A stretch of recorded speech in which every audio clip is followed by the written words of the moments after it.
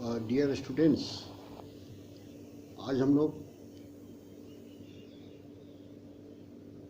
Public opinion के दूसरे भाग पर अर्थात जो इसका दूसरा महत्वपूर्ण प्रश्न बनता है वह है what are the necessary conditions for the formation of healthy public opinion. यह प्रश्न परीक्षा के पॉइंट ऑफ व्यू से अत्यंत महत्वपूर्ण है और इसे सीरियसली लेने का प्रयास करेंगे। वास्तव में राजनीतिक शास्त्र के विद्वानों ने कहा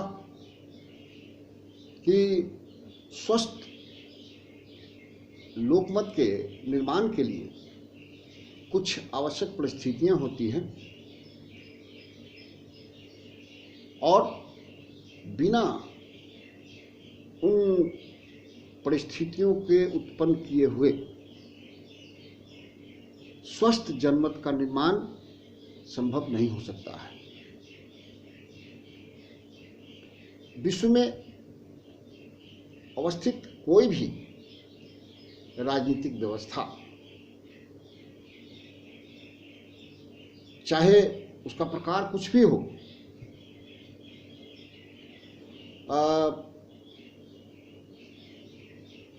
वह तब तक सफलीभूत नहीं हो सकता है जब तक जनमत उसका समर्थन न करती हो। इस तरह से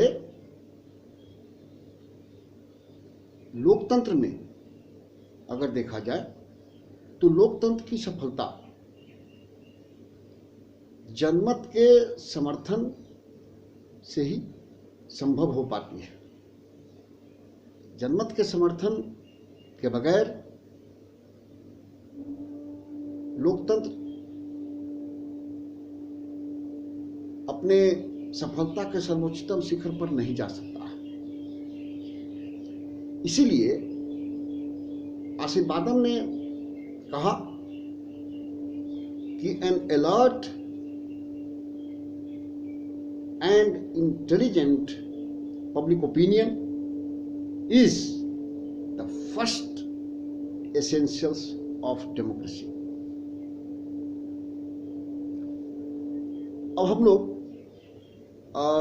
हेल्दी पब्लिक ओपिनियन के फॉर्मेशन के लिए किन किन साधनों की आवश्यकता होती है उस पर विचार करने का प्रयास करेंगे। सबसे पहले विद्वानों ने कहा कि सुशिक्षित एवं समझदार जनता का होना, अर्थात विद्वानों ने कहा कि जनमत के निर्माण के लिए पहली आवश्यकता इस बात की होती है कि जनता सुशिक्षित एवं समझदार हो। जनता सार्वजनिक मामलों में रुचि रखने वाली हो और शासन के से संबंधित सार्वजनिक मामलों की समझ के पश्चात वह विवेकपूर्ण ढंग से किसी भी बात को समझ सकती हो। यह तभी संभव हो सकता है जब जनता सुशिक्षित एवं समझदार है। चूंकि यह जानकारी साधारणतः समाचार पत्रों, राजनीतिक दलों की घोषणा पत्रों एवं इलेक्ट्रॉनिक मीडिया और प्रिंट मीडिया के माध्यम से जो समाचार जनता के समक्ष उपस्थित होते रहते हैं, उससे जनता जो सुशिक्षित जनता है, जो समझदार जनता है, वह उन बातों को समझती है और समझकर उस पर अपना विचार व्यक्त करने का प्रयास करती है। कहने का अर्थ यह है कि कोई भी सार्वजनिक मामलों से संबंधित जो बातें हैं उस पर विवेकपूर्ण निर्णय सुशिक्षित एवं समझदार जनता ही दे सकती है। सुशिक्षित तथा विवेकशील जनता बुद्धिमान होती है, जबकि अशिक्षित जनता नेताओं के वाक् जाल में फंस जाती है और इससे स्वस्थ जनमत के निर्माण को प्रभावित भी करती है। नागरिकों की शिक्षा ऐसी होनी चाहिए जो उसमें राजनीतिक जागरूकता एवं चेतना दोनों ही उत्पन्न करे और उसे अपने कर्तव्यों और अधिकारों का भी ज्ञान समय समय पर कराता रहे। वस्तुतः शिक्षा ऐसी होनी चाहिए कि जनता में सूझबूझ विकसित हो और उसे इस योग्य बनाए कि वह सार्वजनिक मामलों की भली भांति समझकर अपना निर्णय कर सके। तो ये पहली बात है जो सुशिक्षित एवं समझदार जनता स्वस्थ जनमत के निर्माण और उसकी अभिव्यक्ति में अत्यंत अहम भूमिका अदा करती है। पुनः विद्वानों ने इसकी दूसरे जो साधन हैं उस पर विचार व्यक्त करते हुए कहा कि अत्यधिक आर्थिक विषमता का अनअस्तित्व, अत्यधिक आर्थिक विषमता का अनअस्तित्व, अर्थात विद्वानों का कहना है कि स्वस्थ लोकमत के विकास तथा निर्माण के लिए दूसरी आवश्यकता इस बात की होती है कि कि समाज में गरीबी अमीरी का भेदभाव अत्यधिक न हो। वस्तुतः गरीबी अमीरी का भेदभाव स्वस्थ लोकमत के निर्माण को दो प्रकार से प्रभावित करती है। दो प्रकार से।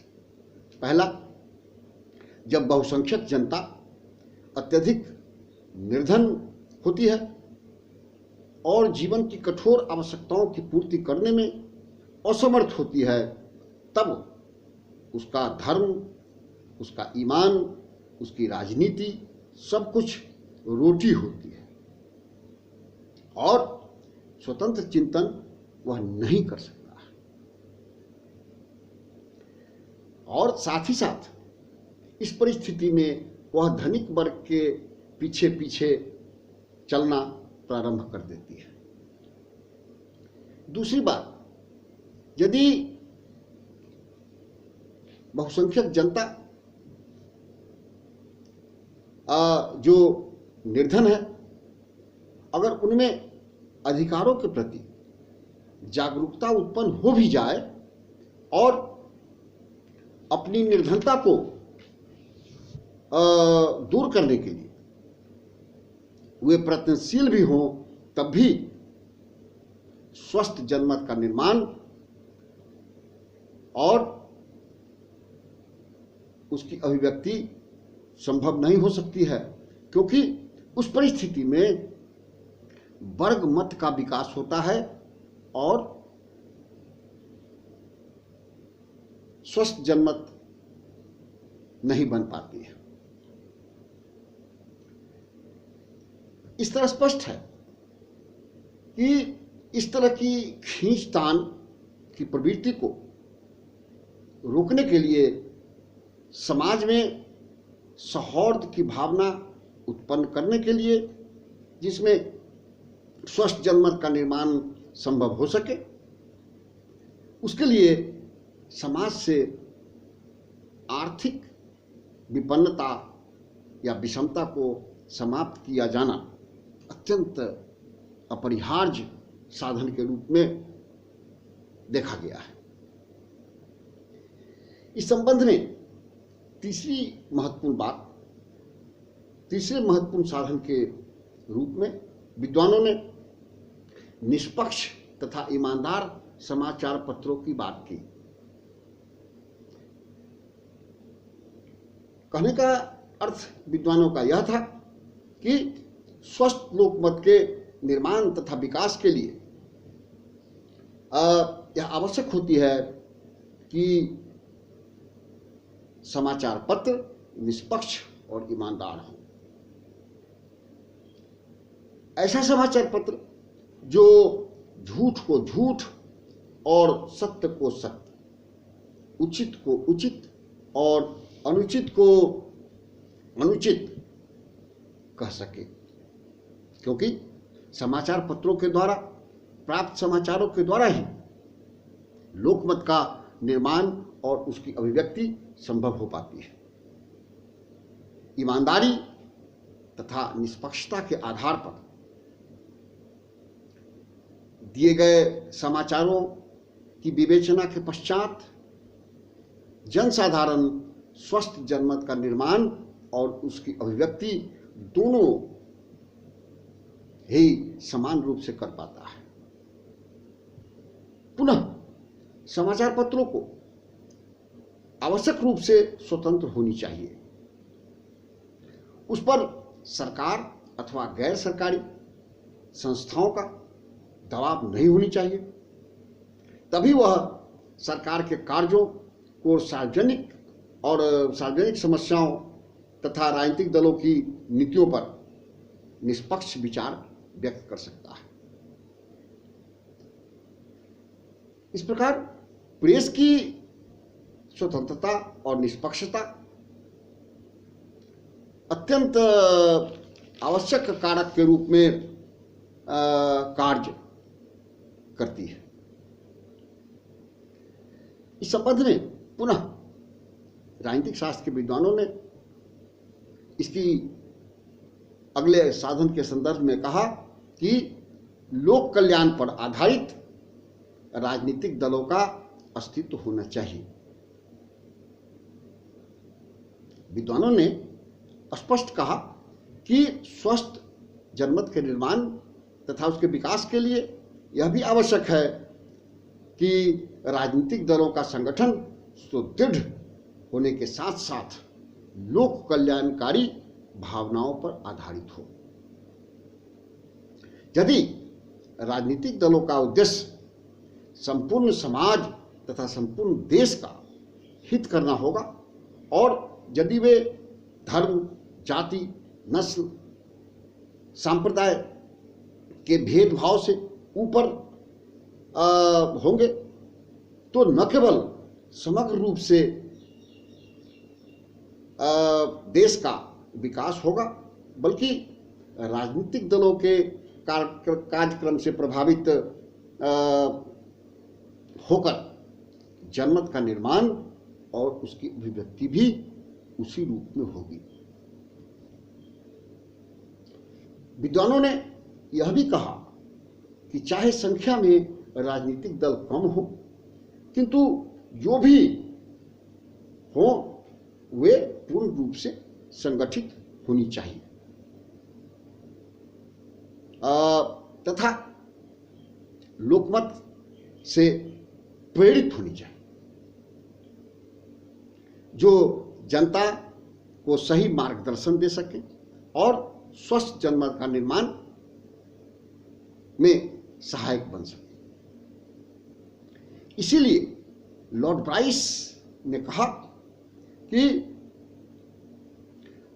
Political parties go a great way in helping educate, formulate and organized public opinion,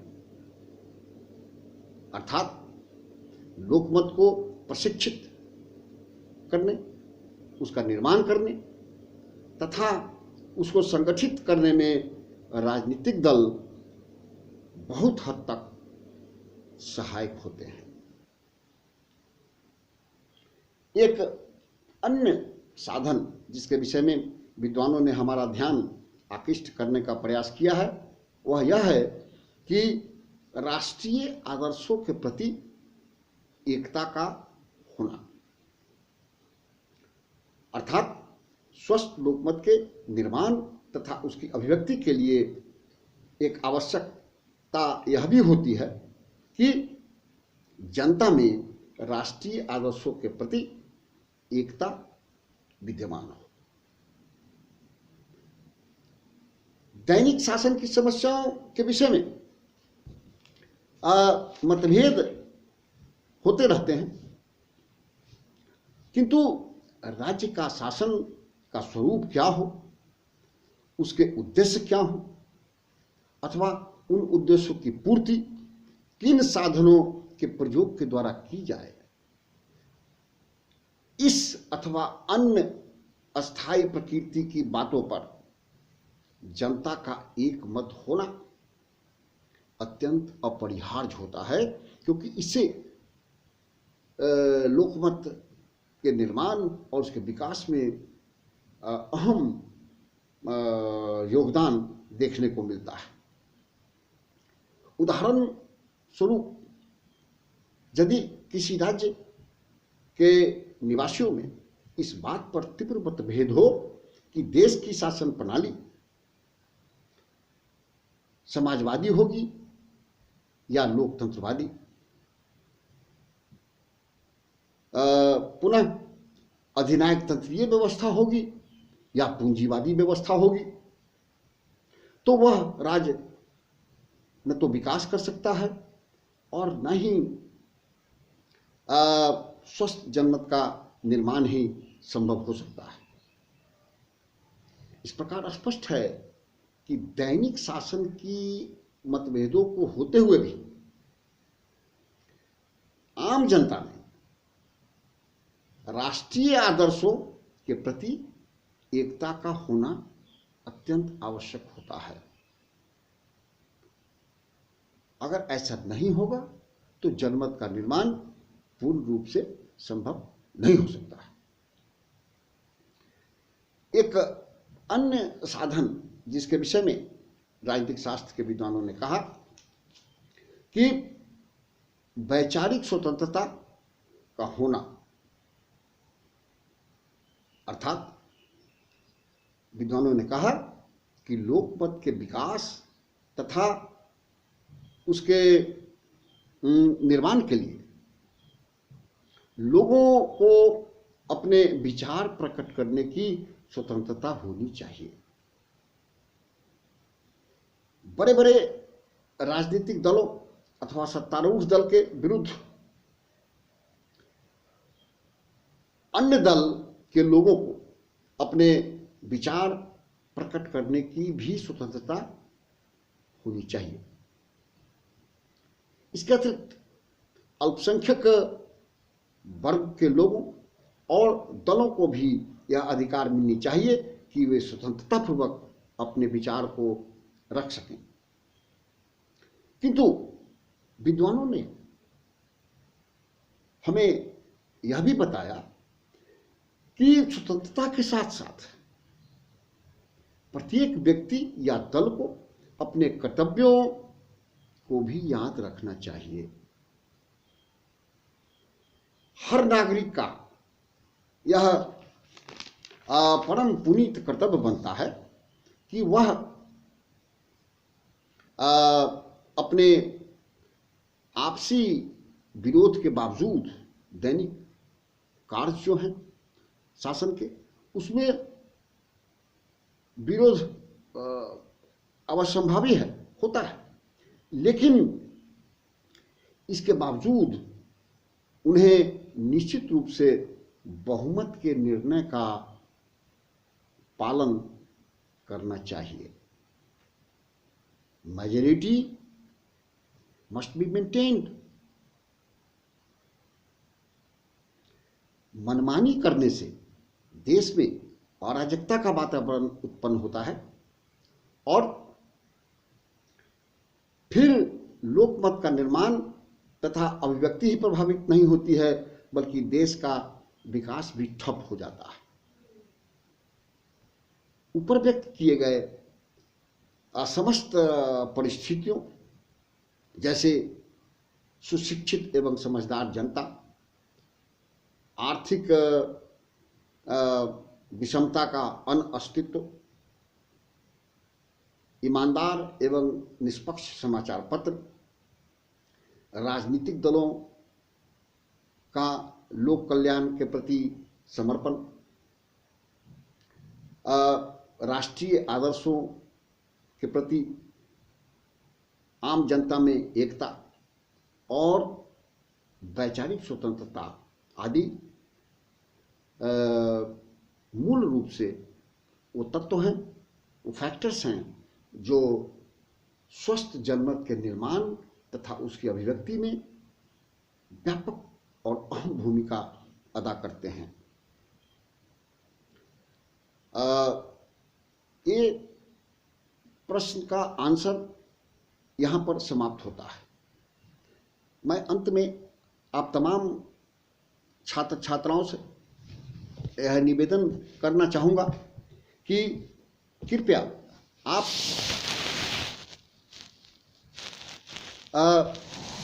इन बातों को घर में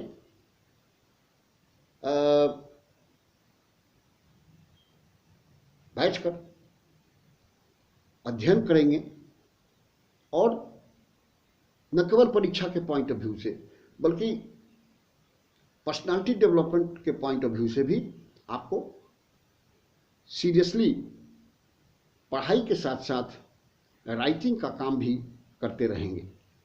इससे आपका पर्सनालिटी डेवलपमेंट होगा। Thank you very much.